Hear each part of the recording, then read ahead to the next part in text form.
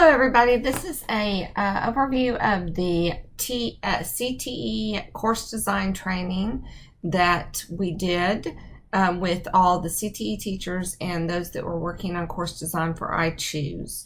So you enter our course that we've made for you for learning right here. It'll look like this. If you haven't accepted it yet, you'll have a green button up here that says accept, and you can click it and then you'll be able to enter the course. So I'm starting off in presenter view, so you don't see this top piece, but I wanted you to get some of that information from the presentation that we started with. This is why we are doing this, and I Choose is a little bit different than CTE. So if you have some friends that are not I Choose adjunct teachers and they are also working on course design, theirs might be a little bit different. The constraints that we're putting on you have to deal with us submitting our courses to be approved by TEA. In the past, we've only done an internal audit, and we want to get the TEA stamp of approval for TXVSN for our courses. So that includes using TXVSN and Quality Matters rubrics, which you do not have to learn or worry about. Just know that some of the things that we are requiring you to do are there to meet that rubrics requirements. Okay, so ask me any questions you need to, but notice that if you say, hey, do we have to do this? It's probably the answer is going to be yes because of TA. But you can ask me because maybe the thing you ask doesn't. IDK what you're going to ask. So this is what we covered with them. So we'll look at the correlation documents. I have some resources for Canvas that I'll share with you that you can do as you like.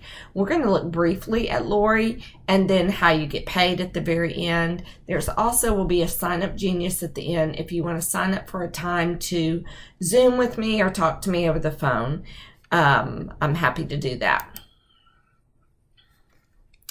Okay, let's hop on in there. You don't need this piece, so we're going to go to the next one. You won't even see that in your course, but this will be the first thing that you see, and I'll hop over here to student view so it looks like yours. It's kind of a cool thing for you to look at because this was done in Lori. That's why you see specific things. We did a common band that will be in all of ours, and that makes it a little more professional. But as you can see, when you pull in a Lori template, everything that you need to have there is already set for you. You just go in and back over where it insert text and put whatever the title is that you need to put in down there. But we'll talk more about Lori later. I just like the fact that we put this in as a template to give you a feel. The first thing you'll fill out is the correlation document, and these do have to be filled out one per course. This is where the review process starts. So this first little bit is just giving you some instruction on how to fill this out. Okay, I'm about to say a lot of words. Don't let this get you confused because I'm also going to demonstrate all of these things in just a minute.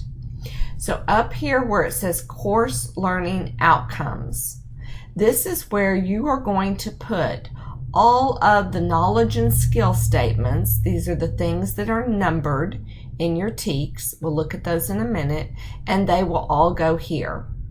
So for example, personal financial literacy and economics, that is the one that you are writing now, has 10 knowledge and skill statements, so all 10 of them would appear here. We'll demonstrate that in a little bit, and I'll say it again then, okay? Modules and units, this is where you put your title of your modules, which we are referring to as modules. It's the same thing as your unit for your course. So however many modules you want to have, maybe you want to have 10, one per each one of these. It's totally up to you.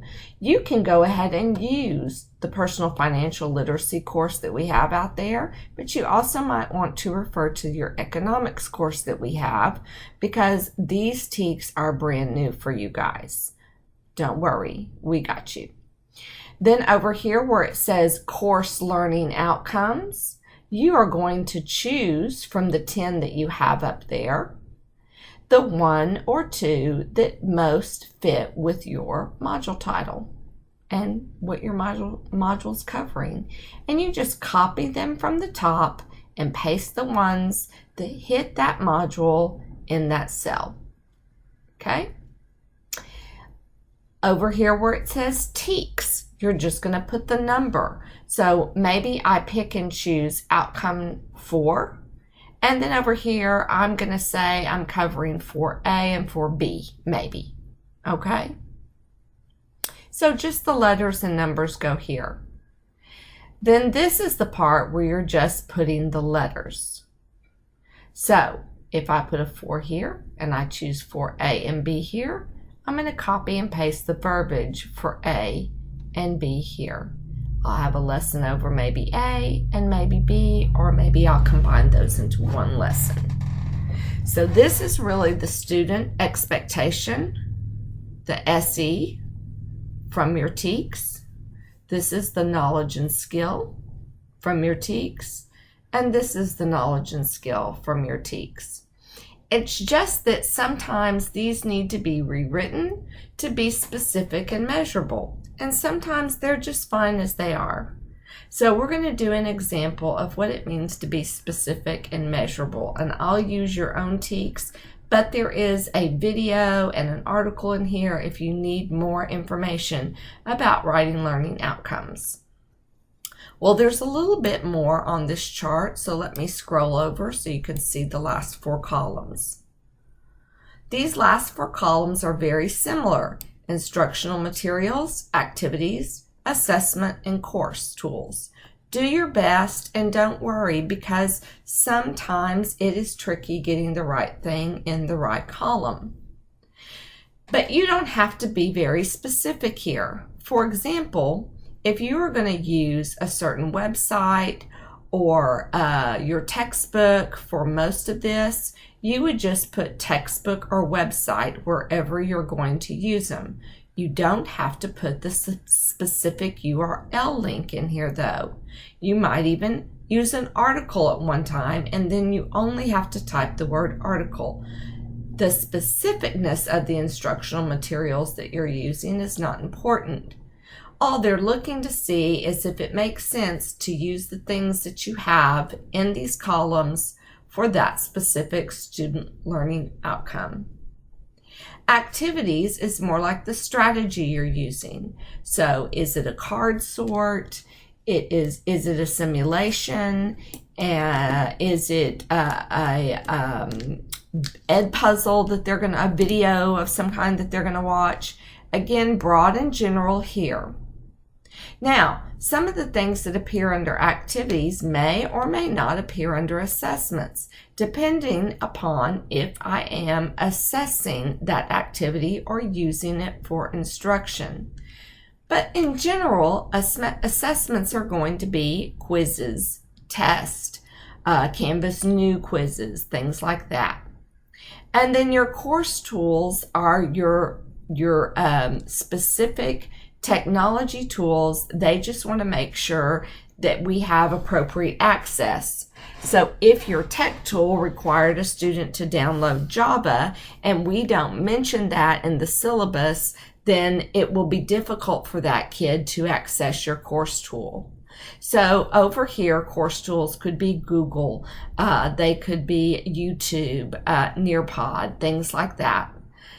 The state is just looking to make sure everything makes sense, and we've provided students any resources and all resources that they need to access, the ability to access those through technology. Okay, I just said a lot of words, but let's dive in just a little deeper into each one of these. And you can also look at the questions and answers other people put in here that might be helpful.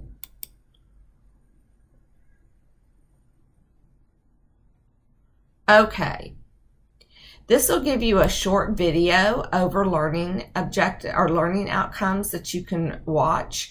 The gist of it is what's below. So basically, I need to make sure that they are measurable and that they are specific. Okay, we're going to do that with one of your own outcomes here in just a moment.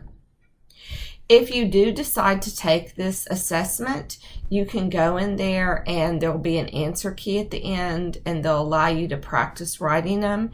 And these are mainly geared to jobs or higher ed when you read those, because just so you know, they are having to write a lot of digital training and their work is very similar to ours.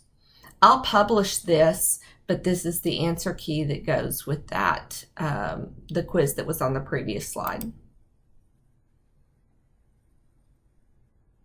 The next thing they did was a card sort. Now I want to go in there so you can see my results. I took this earlier. Yes, it saved them good.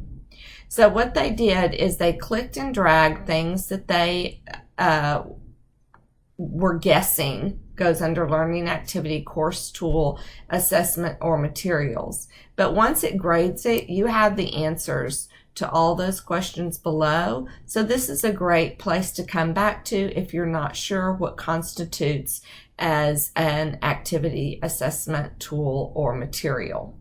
Sandy Fan is also working on a one-pager with a lot of those listed, and she'll post it in this course when she has that completed.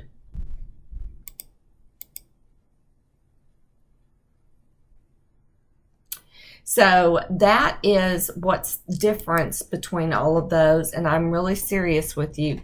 Do your best. Don't second guess yourself. You're not going to get this wrong. So let's look at your stuff, and then I'll give you some specific examples as it pertains to the learning outcomes. So here you can see all the people who are teaching. Ashley and Jeff, you are on the same course, and then Ashley, you have this other course up here, which will be a little bit easier because this, while it is a semester, it is going to be the one that says and economics. So the courses are new with new TEKs. So when you click on the course title, it'll take you to a Google Drive with resources. When you click on your name, that'll take you to a course shell where you'll build your course. And yes, Ashley and Jeff, you're in the same course shell. You might want to decide to meet via the phone, Zoom, whatever makes you happy. And then you could divide that up. I recommend each of you taking 9 weeks just to lighten the load a little bit. Okay? So let's open up the Google folder so you can see what you have access to there. And I gave you more than you need, so I'm going to take this out because I made a nicer copy right here. Okay, so first of all, I've just put 3 blank folders to model. We need to have 1 folder for each of your modules. And you will need to go in and right click and rename that the name and title for your module, but please keep module 1 in there. So for example, if the name of your first was getting to know financial literacy, you would make the title of this folder Getting to Know Financial Literacy Module 1, and so on and so forth. And yes, you'll have to add new folders, 1 for each of your modules, and all of your resources will go in there, such as answer keys, PowerPoints, videos, whatever it is you decide to use. That way we can post these folders in the Canvas class in case the teacher that is teaching this course is you or somebody that is not you. Now, your standards have changed. I've put them in here, but I'm going to show you all of your resources on this personal financial literacy doc. So the first thing you have is the correlation document. And when you click on it, it's going to force a copy. So I'm going to go ahead and click on it and put that copy in your folder for you to have access to. So I go to File, and this will already be done for you. And I'm going to go to Move, and I want to put it in that folder, System, So I'm gonna have to find it. Look what you're learning. Wonderful, great things.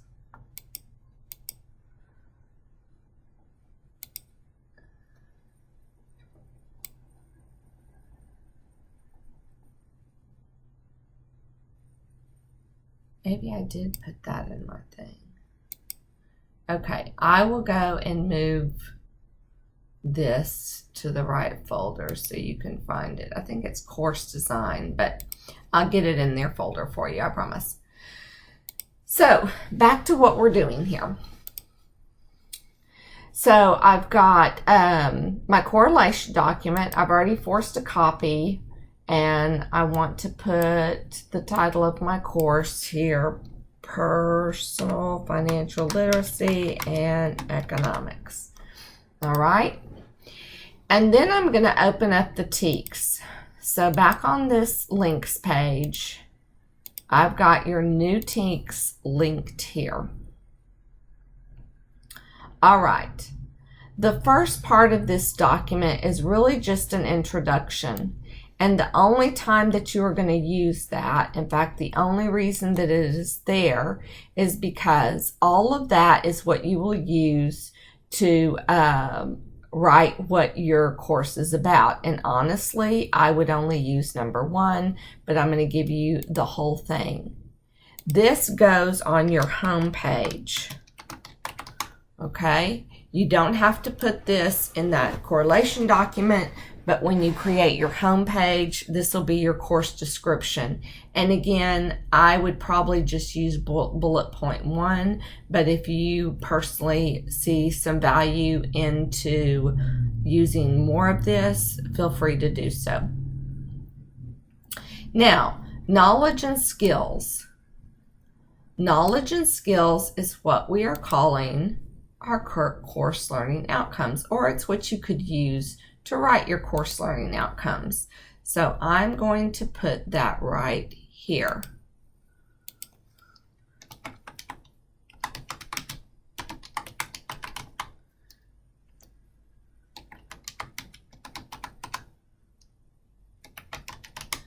So your course learning outcomes are all the knowledge and skill statements, which are the numbers. Okay? So down below, I have number 1, economics. The student understands the foundational concepts of economics. So all I need to do is take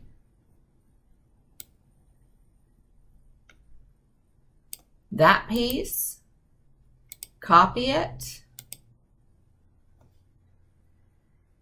I think I had your old TEKS in here, so I'm going to put it right there. Oh, that's the wrong one. JK, right there.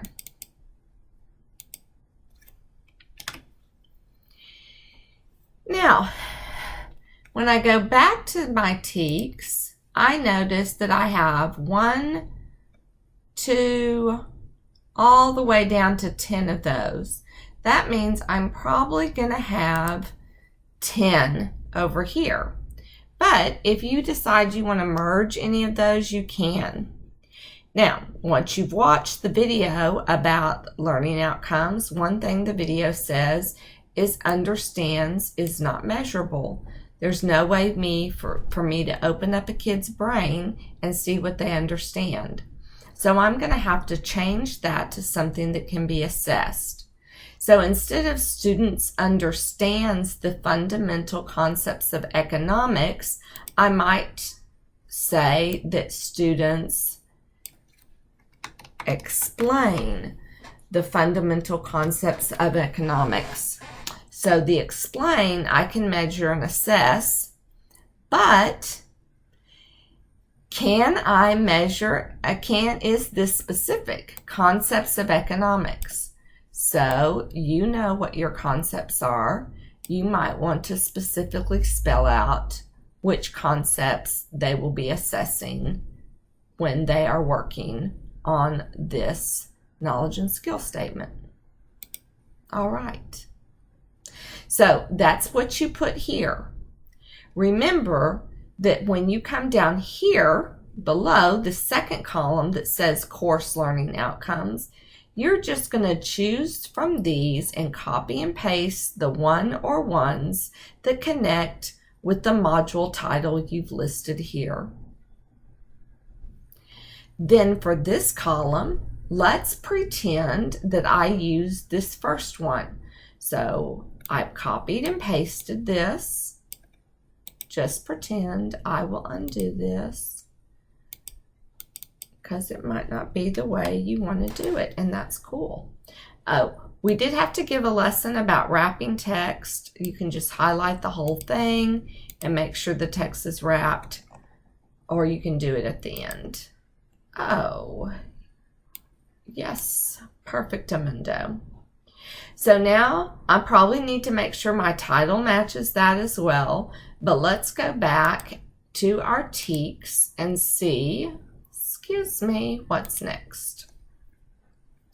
So if I put one down, then I am probably going to use one or two of these SEs. So let's just pretend I'm going to use them all. Okay, I go back over here and I say,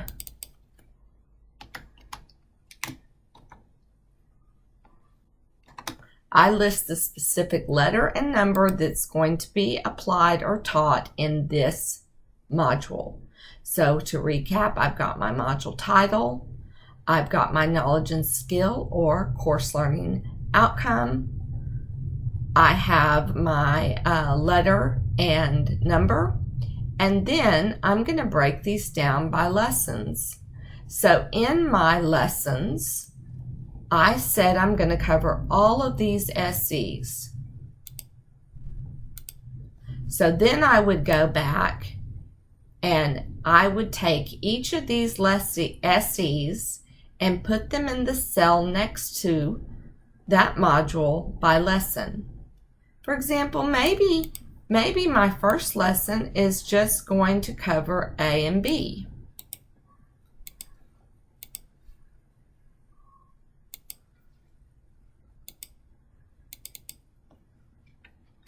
Then I would put A and B right there, and I would list out for that lesson what instructional materials, activities, assessment, and tools will I be using. And it could be that you have one or two, or one that is brought back in over and over again, because everybody's teaks are a little bit different. Okay, let me take all this out of here so that you can make this along the lines of your own thinking. I'll leave that one in there because you will need to have all 10 of those in there. And again, know that some of them could be combined. This is where you want to make sure by checking the column of teaks that you've covered every single knowledge and skill and student expectation, okay, that are mentioned on this page. Now, I did not have any Texas resources for you guys since this is a brand new course, but I will continue to reach out to Suzanne McGahee and the powers that be to see if I can find more for you. But you will probably want to use resources that were designed for economics and personal financial literacy. Course design checklist. You also have a forced copy for this. That way, if you want to each have a checklist that you're actually going through and checking, you can. This says everything that needs to be in your course. So you need a module overview and a module summary, which will be very similar to each other. But just like you would do in your classroom, it's what are we going to be discussing, and then let's sum up what we have discussed in this unit and learned. So those need to bookend your lesson. Your whole unit, your module. And then you need to make sure your lessons cover the teaks that you put in the course. They will check that. Then you need to have assignments for each lesson. And I did have the question, can you have more than one assignment per lesson? As long as the instructions that you gave during your lesson, as long as that instruction prepares students to do both of those assignments, that is fine. Notice that these assignments don't all have to be graded. You can choose, and whoever gets your course could modify that. You can include, we highly encourage, a quick check, such as one of the new quizzes in the middle of the module, especially if it's a lengthier module. You want one summative per module, and that can be a test or a project. For the semester, you need to have 2 discussion posts for each semester. You guys are writing one together, so I would encourage you for each 9 weeks to have 1 discussion post, so you each would just need to do 1. And then you need to have a semester exam, and that can be a project. Now, the order that you choose to write these is totally up to you. In fact, you might want to go back and forth between your correlation document and your course writing things, or you might want to do one first and the other one later in the order that works for you. Things to remember: you must meet all TEKS. Assessments need to be done in Canvas new quizzes because Canvas is moving away from old quizzes. You can include interactives in your lesson. I'll show you how to use and access those Lori interactives to the best of my ability here in a little bit. And make lessons and assignments universal using a common format, meaning don't personalize it with your own Bitmoji or pictures. If you create anything in Google Workspace, make sure that you use the settings for anyone with the link and upload it to your course folder. Check for accessibility, and we're going to show you how to do that, and provide an answer key for any non-self-graded questions. Upload your answer key to the course folder. So everything for that module will be in that course folder. I'm going to click back over and take a look at it. So anything for Module 1 will go there, and so on and so forth, and any resources that you feel pertain to the whole class can go in this great big area. Whew, that's the correlation document. Let's go back and take a look at some of the other resources in this Canvas course. So the Choose Your Own Adventure gives you short, less than 5-minute videos for things that you might need to learn how to do in Canvas or want to refer back to. There's a few things up here that are not that important to you. Due dates and grade weighting. You don't have to do that when you're building this course, but we knew that most of you were our adjunct teachers, so we thought these might be helpful videos for you when you are getting ready for your course, so we went ahead and put them in there. But like I said, these are short videos about accessibility. Maybe you haven't played with new quizzes yet, or you weren't sure how to add prerequisites. These are here for you to refer to as needed.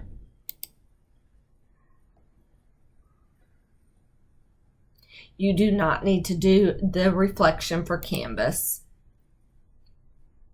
This course checklist is again what you have in your folder as well. We just went over it in training. How do I get paid? Well, I won't be able to pay you until the very end. I need to make sure all of that work is done, and it is done where we can get that approval. But here is where you can keep up with your time. Just click on this and you'll get a copy of your timesheet. You find your name at the bottom and you're just keeping up with your hours. Then at the very end, I'll give you timesheet that is based on what you've added here, and you'll sign. Okay, and then we've got a reminder about payment and that this has to be in before July 23rd, and how many hours you can put in there. I don't mind if you put some, maybe you want some of this time to go to EQ and not get paid. You just can't do both. So if you just want to put down at the bottom somewhere, I'd like 10 of these hours to go towards EQ, then that's fine too. The very last thing is the Sign Up Genius.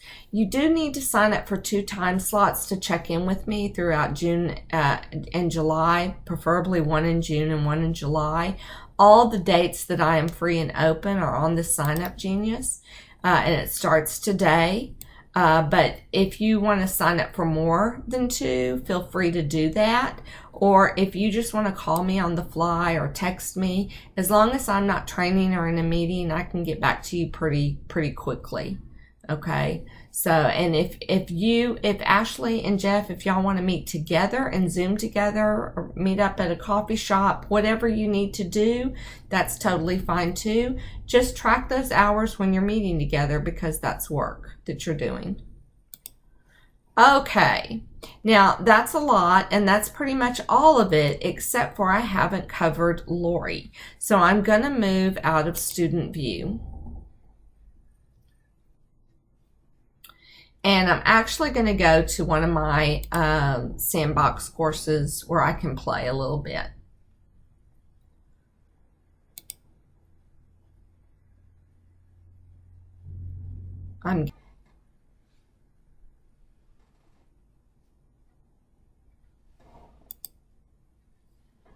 Okay, so here we are in my practice course.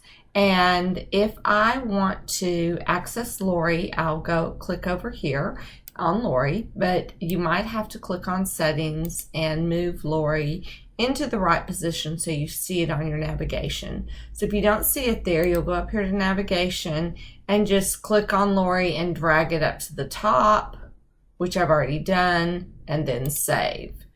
And like I said, I've already done that for you. Now I'm going to go back into my modules and I'm going to turn on Lori. Okay, so I just click on it. So what Lori is doing is it's allowing me to get additional tools for designing, and one of those tools being templates. So we had the company build these templates for us so that we wanted to make sure they were really professional and uniformed. So I've got all my modules here, and I can go in and pick what it is that I want to edit. I'm going to edit an assignment, and I can even click on that assignment. See, it gives me a couple of templates that were created for this course. I'm going to click on that assignment there. And then once I have the assignment opened, I click on templates. And down below here, I can see templates for this course. So I want the assignment template. So I've got my assignment up here that I can copy and paste down in here into the template. I'm going to go ahead and say I want to add this so I can now edit and work on it. Yes, that's the template I want to use. That's why I click add. So it's telling me all of the writing that's in here is telling me what I might want to put in, or giving me some suggestions, but I need to start with a purpose for my assignment. I'll put in how much time the assignment should take. Here are all of the instructions, so you could think of the purpose as a goal. Why am I doing this? How long will it take? How do I do this, my instruction, and then how is it going to be graded, and how will I be submitting my assignment? Those are all the things that we are graded on to have in any assignment as per TEA. So then we have our references. If you have made all of the things yourself, you can delete this. But if you used a website, you'll need to put the link to that URL here. That is to the extent of how you need to reference your resources. Under important, if there isn't anything important that you need to put in there, you can delete that. But I would put things like something I want them to remember about the assignment. Maybe it's what it's graded or its due date. Anything that I think they might struggle with through the assignment, I can put down here in this important piece. And if you don't have that, again, you can delete it. So whenever I'm done with this, I can go ahead and go to the bottom here and save to my canvas, or save the template I've created. So predominantly you're going to be using this, and if you didn't like it, you could delete it. I want to also show you how to add interactives. So we're going to add a row, and notice how I can get my rows to be broken up like this. For example, if I wanted to have text next to a video, I could do it like that. Now, why that's important is because normally, in order to have that happen in Canvas, I'd use tables. But when I use tables, it is no longer meeting accessibility rules. So these little custom columns and rows can make it where it's still accessible. Other things that I can add. Let's say I added, Let's say that I added this column. The next thing it's going to ask me is, well, what do you want to put in that? So I'm going to click the plus sign, and I have some of these choices over here. I can, of course, put in an image, a video, a text, a divider, a table, or custom elements, which is just breaking down that area a little bit more. I will show you this though. If I just put in an image, I can adjust where I want the placement of that image to be. But let's look at interactives because they were mentioned as something we want you to use. So interactives can be like an accordion style drop down. It can be buttons that they click to do several different things. If you've ever been in a Canvas course where there are buttons along the top, that's what you would use, or tabs. You can have a drop down or accordion style. You can have images, and you can have images that flutter through. So would have images scrolling almost like a carousel. Then you can also make, this looks almost like a multiple choice, but I'm not sure what that is. This looks like Sandy might be playing with these a little bit. And I can click on elements to go all the way back. Let's look at the other 6 though. I can put in a multiple choice question. Instead of having to create a whole quiz, I could have a multiple choice question just coming up in the middle of the instruction. Image sliders. I'm not sure what that, oh, that's going to be like this carousel that it's going across. Click and reveal, so I would have a question and then I could reveal the answer. Drag and drop activity, or hotspots where there's a picture and I'm hovering over different images. So those are all their interactives. I'd go into more depth. Well, I'll click on, I'd go into more depth, but Sandy Fant will be able to help you out a little bit better than I can, and she is working on a video right now. Please remember as I close things out that if you need help, I'm here for you. Shannon.Bryan@kellerisd.net. And we are so appreciative of the work that you're doing. You can also reach me at 682-465-9140. That is my cell because of the construction that's going on at KCAL. Thank you again and have a great day.